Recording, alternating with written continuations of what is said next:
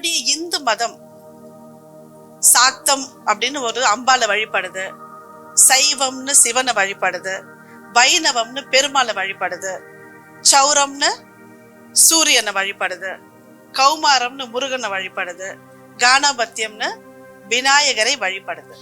இந்த 6 வகையில நாம வழிபட்டாலும் எல்லா இடத்திலுமே அம்பாள் வந்து நிப்பா. சரியா? 4 இப்ப நம்மளுக்கு 4 வேதம் இருக்கு, உபனிஷத்து இருக்கு, எல்லாமே சொல்றோம். இந்த எல்லாத்துக்குமே இயற்கையாக கடைசியாக இருக்கக்கூடியது சாக்த வழிபாடு, ஸ்ரீவித்தை. இந்த ஸ்ரீவித்தைய வழிபடுறவங்க 4 விதமாக வழிபடலாம். 1, தங்கத்திலயோ இல்ல வெள்ளிலயோ காப்பர்லயோ எதுலயோ நீங்க ஒரு யந்திரமோ மகாமேருவோ செஞ்சு வழிபடுறது ஒரு முறை. அம்பால மனசுக்குள்ளேயே நீங்க வச்சு வழிபடுறது ஒரு வகை. உருவமா கொடுத்து வழிபடுறது ஒரு வகை. அவங்களுக்கு ட்ரெஸ் எல்லாம் போட்டு வழிபடுறது ஒரு வகை. இது சூட்சுமமா இந்த 4 வகைகள் தாந்திரீகத்துல இருந்தாலும் எல்லாராலும் வணங்கப்படுவது ஸ்ரீ சக்கரமும் ஸ்ரீ யந்திரமும். உலகத்துல எல்லா தேவிகளுக்கும் 64 லட்சம் கோடி யோகினி இருந்தாலும், எத்தனை லட்சம் கோடி பேர் இருந்தாலும் அத்தனை பேருக்கும் யந்திரம் இருக்கு. எல்லா யந்திரங்களுக்கும் தாய் சக்கரம் அப்படின்னு சொன்னா, தாய் யந்திரம் அப்படின்னு சொன்னா ஸ்ரீ சக்கரம் தான். ஸ்ரீ சக்கரம் ஸ்ரீ யந்திரம் இல்லாம ஒண்ணுமே பண்ண முடியாது. இந்த திரிபுர சுந்தரி ஸ்ரீ லலிதை இவங்க வீற்றிருக்கக்கூடிய சிந்தாமணி, இப்போ ஏன்னா நான் அந்த கல்லு பேரு சொன்ன உடனே நம்ம எல்லாம் போய் கூகுள்ல தேடிடுவோம். சரியா? அது டூப்ளிகேட்டா இப்ப கூகுள்ல விக்குது. சின்ன சின்ன கல்லுல வந்து 100 ரூபாய் 200 ரூபாய்க்கெல்லாம் விற்கிறாங்க. இப்ப அந்த ஒரு கல், ஒரிஜினல் கல்லை பத்தி நான் பேசுறேன். இன்னைக்கும் ஹிமாலயாஸ்ல அசாம்ல எல்லாம் கிடைக்குது.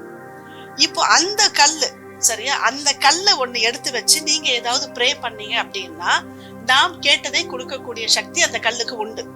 எது நான் சொல்றது? ஒரு சின்ன கல்லுக்கு. இந்த லலிதாம்பிகை உட்கார்ந்து இருக்கிற பீடமே சிந்தாமணி கல்லால் ஆனது. திரிபுர சுந்தரி லலிதாம்பிகை உட்கார்ந்து இருக்கிற வீடு ஸ்ரீபுரம் அப்படின்னு சொல்லக்கூடியது சிந்தாமணி கண்ணால ஆனது. அப்ப ஒரு சின்ன கல்லு நீங்க வீட்டுல வச்சு கேட்டாலே கேட்டதை கொடுக்கும் அப்படின்னா, அம்பாள் எல்லாத்தையும் கொடுக்கறான்னா அவ அந்த இடத்துல உட்கார்ந்து இருக்கா. இப்ப புரியுதா? லலிதை ஏன் கேட்டதை கேட்ட பாரு கொடுக்கறா, ஏன் அவ மறைஞ்சிருக்கான்னா நீங்க யாரும் என்ன கேட்காதீங்க. அதனாலதான் லலிதையோ திரிபுர சுந்தரியோ யாராலும் அணுக முடியவில்லை. இவங்க வந்து ஸ்டாப் பண்ணிடுறாங்க.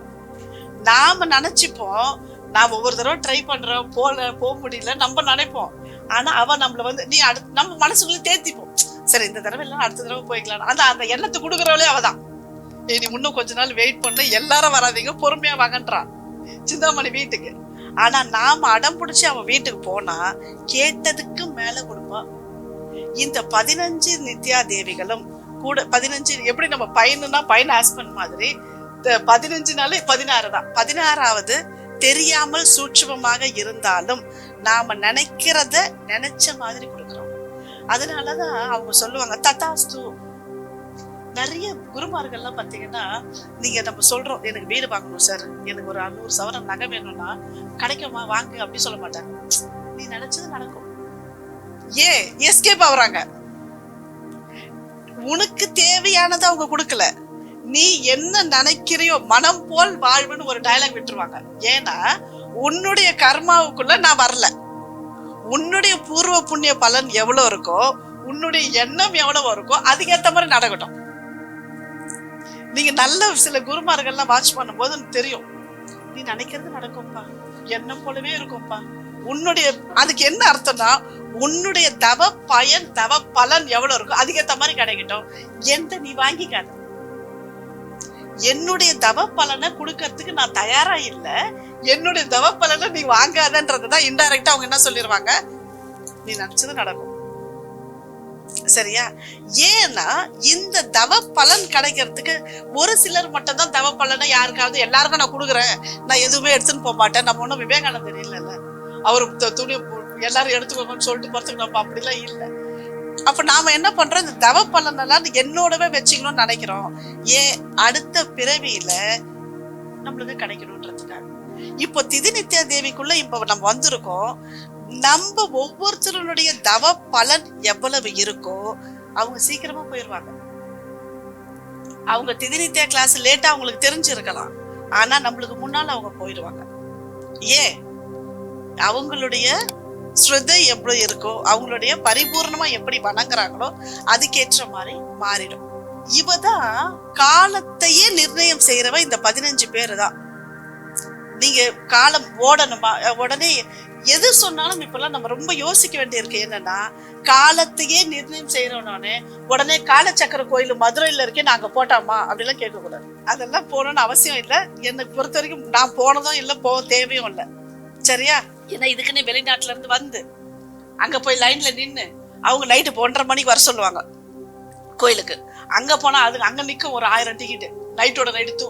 அப்படியெல்லாம் எந்த தெய்வமும் நம்மளுக்கு வணங்க சொல்லலை. அதுவும் இல்லாம நாம போகக்கூடிய இடம் புராதனமான பழமையான இடமா இருக்கணும்.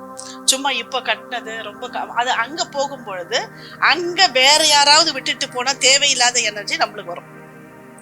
அதனாலதான் நம்ம எந்த கோயிலுக்கு போனாலும், எந்த கோயிலுக்கு போறோம், யார் கூட போறோம்ன்றது நம்மளுக்கு ரொம்ப முக்கியம். நான் திரும்ப திரும்ப சொல்றேன், நீங்க யாராவது போனா கூட எந்த கோயிலுக்கு போறீங்க, யாரு கூட கோயிலுக்கு போறீங்கன்றத பார்த்து போகணும்.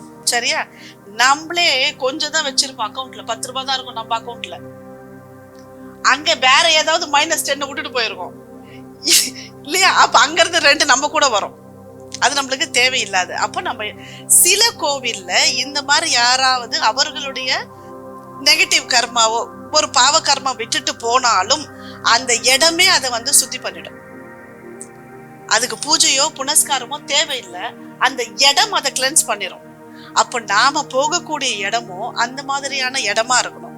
ஒண்ணு நமக்கு கிளென்ஸ் பண்ண தெரியணும், இல்லைன்னா அந்த இடம் கிளென்ஸ் பண்ற இடமா இருக்கணும். ஒரு கோயிலுக்கு போறோம், எல்லாருமே அப்படியே கோயில்ல போய் ஆஹா நீ எனக்கு சொந்த வீடு கொடுத்துருக்க, அற்புதமான ஒரு பொண்டாட்டி கொடுத்துருக்க, ஜம்முன்னு ஒரு புருஷன் கொடுத்துருக்க, 4 குழந்தைங்க கொடுத்துருக்க, நான் மகாராணி மாதிரி யாருமே அங்க சொல்றது இல்லையா கோயில்ல? என்ன ஏன் படைச்ச, எவ்வளவு நாள் எனக்கு இந்த கஷ்டம் கொடுப்பேன், உனக்கு கண்ணே இல்லையா? இல்ல வெளிய சொல்லி அழறவங்க கொஞ்சம் பேரு, மனசுக்குள்ளேயே கதறவங்க நிறைய பேர். அப்ப அந்த எண்ணெய் அலைகள் அங்கதானே இருக்கும். அப்ப அந்த எண்ணெய் அலைகள்ல கரெக்டா அந்த இடத்துல தான் போய் நம்ம உட்காருவோம். அவங்க அப்பதான் புலம்பி தீர்த்துட்டு போயிருப்பாங்க, நம்மளுக்கு தெரியவே தெரியாது, ஒரு செகண்ட் கூட ஆயிருக்காது. எப்படா எழுந்துப்பாங்க, நம்ம அங்க போய் உட்காந்துருப்போம். அது நம்மளுடைய பூர்வ ஜென்மம். அப்போ சில கோவில்களுக்கு அந்த மாதிரி விட்டுட்டு போனாலும் அதை கிளென்ஸ் பண்ணக்கூடிய அமைப்பு அந்த கோவில்ல இருக்கும். சரியா? அந்த மாதிரி நம்ம போனோம். இந்த காலத்தை நிர்ணயம் செய்யறவங்களே திதி நித்யா தேவி தான். ஓகேவா? இப்ப திதி நித்யா தேவியே தான். இன்னும் நம்ம உள்ளே போல, கிளாஸ்க்குள்ளே போல, இப்ப நம்ம வெளியவே தான் இருக்கோம். ஓகே, ஏன் இவங்களுக்கு இந்த அளவுக்கு முக்கியத்துவம் அப்படின்னா, நேத்து எனக்கு ஒருத்தவங்க சொன்னாங்க, நம்ம குரூப்ல இருந்து, நான் ஆபீஸ்ல இருந்தேன்னா திடீர்னு ஆபீஸ் போன் அடிச்சதுன்னா டக்குன்னு எடுத்து பேசிடுவேன். அது யார் மெசேஜ் பார்த்தாலும் உடனே பார்த்தேன். இன்னொருத்தவங்க பேசுறாங்க, அவங்க ஸ்ரீ சக்கரத்துல ஆழ்ந்துட்டாங்க. அம்மா நான் இத்தனை ஸ்ரீ சக்கரம் வரைஞ்சி வச்சிருக்கேன், நான் சொல்லும் போது நம்மளுக்கு ஆச்சரியமா இருந்தோம், ஐயோ இதெல்லாம் எனக்கு தெரியாதுன்ற மாதிரி இருக்குது. நான் டெய்லி வரைகிறேம்மா. நீங்க இதை ஏன் நான் இப்ப சொல்றேன் அப்படின்னா, நீங்க இந்த கிளாஸுக்கு பிறகு நிறைய ரகசியங்கள் நடக்கும், நிறைய ரகசியங்கள் உங்களுக்கு தெரிய வரும். திதி நித்யா கிளாஸுக்கு அப்புறமா யாராவது ஏதாவது சொல்லுவாங்க. சரியா? ஒவ்வொருத்தருக்கும் அந்த மாதிரி பர்சனல் எக்ஸ்பீரியன்ஸ் நிறைய இருக்கும். நீங்க ஸ்ரீ சக்கரத்தை வீட்டுல வரைகிறீங்க, ஒரு பேப்பர்ல வரைகிறீங்கன்னா தயவு செஞ்சு தப்பாயிருச்சுன்னா கிழிச்சுலாம் போடக்கூடாது. கிழிச்சு போடுறது, கசக்கி போடுறது ஃபர்ஸ்ட் வரையாதீங்க. ஏன்னா அந்த மெஷர்மெண்ட் எல்லாம் நாம வெளியிருந்து பார்க்கும் பொழுது இது ரொம்ப சாதாரணமான ஒரு 4 கோடுன்னு இருக்கும். இது எல்லாமே ரொம்ப துல்லியமான அளவுகள். நீங்க இதை சும்மா வரைஞ்சி பார்க்கும் போது கூட ஒரு பூஜை ரூம்ல உட்காந்து ஒரு அமைதியா மனசை நிம்மதியா வச்சுக்கிட்டு வரீங்க. அப்படி வரைஞ்சி தவறாச்சு அப்படின்னாலோ இல்ல நிறைய சேர்ந்துருச்சு அப்படின்னாலோ குப்பையில போடாதீங்க, சுருக்கி போடாதீங்க, கிழிச்சு போடாதீங்க. தயவு செஞ்சு பரம்பரை பொக்கிஷத்துல அனுப்பிச்சிருங்க. நான் யாரையாவது அனுப்பி கூட கலெக்ட் பண்ணிக்கிறேன். எத்தனை பேப்பர் இருந்தாலும் என்கிட்டே கொடுத்துருங்க, நானே பார்த்துக்கிறேன். சரியா? எத்தனை தப்பு இருந்தாலும் பரவாயில்ல, வரைஞ்சி பாக்குறீங்கன்னா எவ்வளோ தப்பானாலும் பரவாயில்ல, பேப்பரை கிழிக்காதீங்க, கசக்காதீங்க, குப்பையில போடாதீங்க. நீங்க எந்த ஊர்ல இருந்தாலும் சரி, நானே வாங்கிக்கிறேன். சரியா? இது ஒரு வேண்டுகோள் எல்லோருக்குமே. ஸ்ரீ சக்கரத்தை வரைஞ்சி எங்கேயும் போடக்கூடாது, கசக்க கூடாது. ஓகே, சரி. இந்த 15 திதி நித்யா தேவிகளை வந்து நம்ம ரொம்ப டீட்டெயிலா இப்போ ஒவ்வொருத்தரையும் பார்ப்போம். அப்போ நாம எந்த திதியில பிறந்திருக்கிறோமோ அந்த திதிக்கான தேவியையும் நீங்க வணங்கலாம். ஒவ்வொரு நாளும் இன்னைக்கு என்ன திதி? அஸ்ட்ராலஜர் தானே, யோசிச்சு சொல்லுங்க, டைம் எடுத்துக்கோங்க. இன்னைக்கானது இன்னொரு அஸ்ட்ராலஜரும் இருக்காரு, அவர் உடனே நைஸா வெளியே பார்ப்பாரு, எங்க நம்மள கேட்டுருவாங்களோ. இன்னைக்கு என்ன திதின்னு பாருங்க, அந்த திதிக்கான தேவியையும் நீங்க சேர்த்து வணங்கலாம். சரியா? இன்னைக்கு திதி நித்யா கிளாஸ் அட்டன் பண்ணிட்டு பண்ண பிறகு சில ரகசியங்கள் தெரிய வரும் அப்படின்னு நான் சொன்னேன். சரியா? கனவுல வரும். எதுவா இருந்தாலும் எனக்கு அது நடக்குது, இது நடக்குது, இது பறக்குது அப்படின்னா உங்களுக்குள்ளே வச்சுக்கோங்க. இதை ஓப்பனா யாருக்கும் சொல்ல வேண்டாம், இல்லைன்னா எனக்கு சொல்லுங்க, வேற யாருக்கும் சொல்ல வேண்டாம். சரியா? ஏன்னா திதி நித்யா தேவிகளை வணங்கும் பொழுது அஷ்டமா சித்திகள் நமக்கு கிடைக்கும். ஆனா அதுக்காக இவங்களை வணங்கக்கூடாது. ஐயோ அம்மா சொல்லிட்டு அனிமா மைமா லைமா கரிமா ஏதாவது ஒண்ணு வருமா, நம்மள அப்படியே பறந்து போலாமா, குண்டா இல்லாம வெயிட்டா இல்லாம லேசா இல்லாமா, அப்படியெல்லாம் இல்லாம நாம அனிமா மகிமா லைமா கரிமாவுக்காக நம்ம திதி நித்யா தேவிகளோ மேருவோ படிக்கல. நம்ம எதுக்காக படிக்கிறோம்? ஈசத்துவம். கடைசி நம்மளுக்கு ஈசனுடன் போய் சேர்றதுக்கும் இல்லையா, நமக்கு அதுதான் நம்மளுடைய முழு குறிக்கோள். ஒரு சின்னதா ஏதாவது நடக்குது அப்படின்னா தயவு செய்து அங்கேயே ஸ்டக் ஆயிடாதீங்க. இந்த பிரபஞ்சம் நம்மள அப்படிதான் ஸ்டக் ஆக்கும் அந்த இடத்துலயே. ஐயோ நான் நினைச்சதெல்லாம் நடக்குது, நான் கேட்டதெல்லாம் கொடுக்குறாங்க, நான் இப்போ உங்களுக்கு ஃபோன் பண்ணணும்னு நினைச்சு அவங்க ஃபோன் பண்ணிட்டாங்க அப்படின்னா இதெல்லாம் ரொம்ப சின்னது, ரொம்ப ரொம்ப சின்னது. அந்த ஊருக்கு பஸ்ஸே வராது மேடம், நான் போய் நின்னேன், அது கிழக்கால போற பஸ் மேற்கால எனக்காக வந்ததுன்னா கூட அப்படியே அது மறந்துருங்க. சரியா? இதெல்லாம் நடக்கும். இதெல்லாம் நம்மளுக்கு ஆசையை காட்டுவாங்க. இன்னொன்னு, திதி நித்யா கிளாஸுக்கு அப்புறம் ஆண்களா இருந்தா பெண்கள் மேல ஒரு ஈர்ப்பு வரும், பெண்களா இருந்தா ஆண்கள் மேல ஒரு ஈர்ப்பு வரும். இல்லைன்னா அவங்களாம் நம்ம கிட்ட வந்து நிறைய பேசுவாங்க, கண்ட்ரோலா இருக்கும். இல்ல மேடம் ஸ்ரீ வித்யால இருந்தாலே அப்படிதான் அப்படின்னு சொன்னா சரி வராது. சரியா? இப்ப நிறைய பார்ப்போம், ஸ்ரீவித்தை பூஜை பண்ற ஆண்கள் பார்த்தீங்கன்னா ரொம்ப தேஜஸா இருப்பாங்க, அழகா இருப்பாங்க இல்லையா? அவங்கள பார்க்கும் போதே பெண்களுக்கு பிடிக்கும். உடனே அவரு வந்து ஆஹா நம்ம ரொம்ப அழகாயிட்டம் போல தெரியுது, நம்மள சுத்தி நிறைய கோபிகைகள்லாம் வராங்க அப்படின்னா நாம எந்த படியில நிக்கிறோமோ அந்த படியில நின்றுவோம், மேல போக மாட்டோம். சரியா? இதெல்லாம் பேசிக்கா நம்ம தெரிஞ்சுக்க வேண்டியது. ஓகே, இந்த உலகம் 14 உலகத்துல நாம இருக்கிறோம், 7 உலகம் அப்படி சொல்றாங்க இல்லையா? அப்ப நமக்கு மேல 7 உலகம், கீழே 7 உலகம் அப்படி சொல்றாங்க. நாம இருக்கக்கூடியதுதான் இந்த பூலோகம் தான் முதல் லோகம். நம்மளுக்கு மேல 6 தான் இருக்கு. சரியா? நம்மளுக்கு கீழே தான் 7 லோகம் இருக்கு. நாம மனிதர்கள் வாழக்கூடிய பூலோகத்துக்கு மேல வேற என்ன லோகம் இருக்கு? ஓம்பூ, ஓம்பூர், ஓம்புவ, ஓம் சுவ இல்லையா? அதனாலதான் நம்மளுடைய மந்திரங்களே அப்படி வச்சிருக்கிறாங்க. கடைசி லோகம் சத்தியலோகம். சத்தியலோகத்துக்காக தான் நம்ம இப்ப ட்ரை பண்றோமே தவிர இங்க இருந்து கீழே போறதுக்காக நம்ம இல்லை. அதுல விதல சுதல பாதாள இந்த 4 வரைக்கும் ஒரு உலகம். இப்ப நம்ம பூமியில இருக்கோமா, பூமிக்கு கீழே 6 இருக்குன்னு சொன்னா 6 7? சரி, கடைசியில 2 இருக்கு, ரசாதலமோ பாதாளமோ. அதுக்கு நம்ம பெருசா போறதுக்கு விரும்ப மாட்டோம். ஏன்னா அங்க வந்து அரக்கர்கள்லயே மோசமான அரக்கர்கள் இருப்பாங்க. எப்படி இப்ப மனிதர்கள்லயே மோசமான மனிதர்கள் இருக்கிறாங்க இல்லையா? நம்ம மோசமான மனிதர்கள் தான் நான் குணத்துல சொல்லல. இப்போ தண்ணியில வந்து இதை கலந்துட்டாங்க அப்படின்னு நம்ம படிக்கிறோம். அப்ப அது மனிதர்கள் செய்யக்கூடிய வேலையா? இல்ல. ஒரு குரங்கு குட்டின்னு நினைக்கிறேன், அந்த ஒரு குரங்கு குட்டிய வாய வந்து கம்பியில கட்டி 2 கைய கம்பியில கட்டி 2 காலை கம்பியில ட்ரெயின் ட்ராக்ல போட்டிருக்கான். அது எத்தனை நாள் அங்க கிடக்குதுன்னே தெரியல. அதை ஒருத்தர் வந்து காப்பாத்துறாங்க. அப்ப இது மனுஷன் செய்யலான்னா அவன் மனுஷனே இல்லை. சரியா?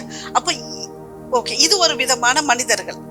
இன்னொரு மனிதர்கள் பாருங்க, நாம எல்லாருமே மனிதர்களா இருந்தாலும் இறங்கி காவாள்றவங்க, குப்பை எடுக்கிறவங்க, சாக்கடை ஆள்றவங்க, அவர்களும் ஒரு அவங்களும் ஒரு மனித பிறவிதான். நமக்கு செய்ய தகாத வேலைகளை அவங்க செய்யறாங்க, நம்மளுக்கு ஒப்பல, ஆனா அவங்க அதை செய்யறாங்க. அவங்களுக்கு அது ஒரு ப்ரொஃபஷன், அவங்களுக்கு தொழிலாவே அது இருக்கு, வேலையாவே இருக்கு. அப்ப இதுவும் மனித பிறவியில ஒரு இழி பிறவி.